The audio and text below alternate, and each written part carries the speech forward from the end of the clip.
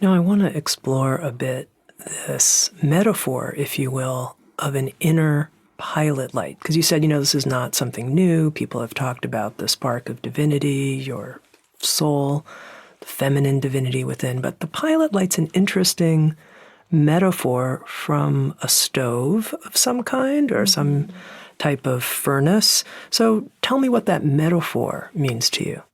Well, when I see it, I see this kind of potential for this beautiful, luminous, flame, like a bonfire, a roaring, kind of illuminated light source with heat and beauty and a smell and, it's something very alive and vital. And yet I think, at least in my case, what happened is that luminescence inside of me, that inner fire, lost a lot of its flame.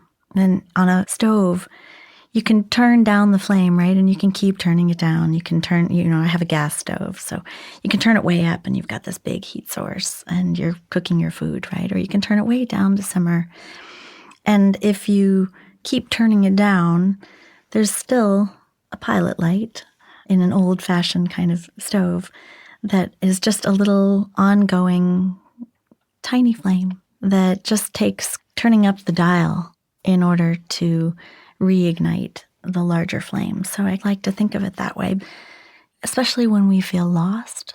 I think we sometimes start to feel so disconnected from source, so disconnected from that eternal flame that we think maybe we've lost it, but I don't think it ever gets lost. I think there's always this ever luminous, always sparkling kind of at least flicker, like a lighter that's there that we can perhaps put lighter fluid on or turn up the fuel and ignite that spark. And so I became very curious about what can do that, because that was what was happening for me, that I hardly had any way to capture it. I could barely feel it, but it was just enough of a pilot light to reassure me that I should stick around. It was like this spark of life force that, having gotten very close to feeling no life force in me, I was able to come into direct contact with just this tiny little bit of it.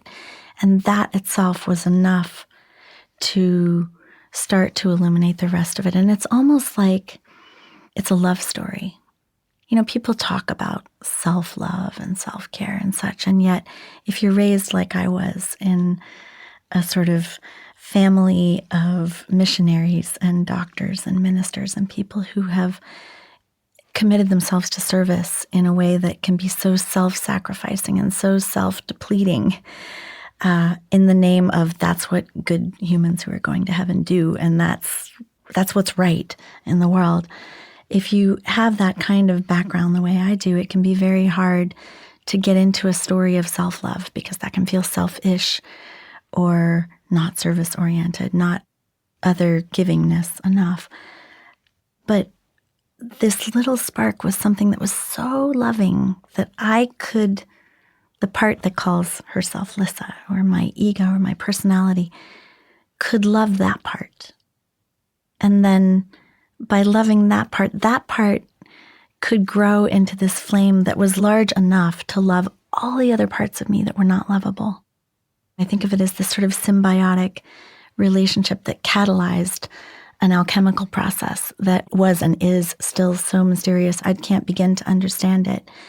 But it was that catalytic, enzymatic kind of reaction that began a process that then at some point becomes, you pass the point of no return and you're like, oh no, what have I done? I've gone down the rabbit hole and I can't go back. I come to a few moments in my life, though, where I came into close contact with that part. And it gave me a sort of hope or a sort of confidence that no matter what happens in my life, and I've really been tested lately, that I will always land butter side up, that somehow this part of me has got me even when the rest of me can't handle it.